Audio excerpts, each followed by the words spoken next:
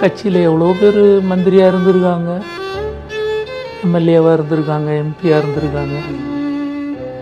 EPS வீட்டில் போய் கேட்டால் ஆஃபீஸில் லெட்ரு கொடுன்னுவாங்க, ஆஃபீஸில் கொடுத்தா வீட்டில் கொடுன்னுவாங்க.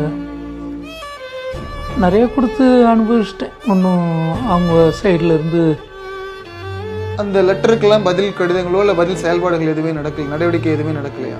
உங்களுக்கு உதவிகள் கிடைக்கவே பெறவே இல்லையா? இது வரைக்கும் இல்லை. நான் ஓபிஎஸ் ஹெல்ப் பண்ணார்.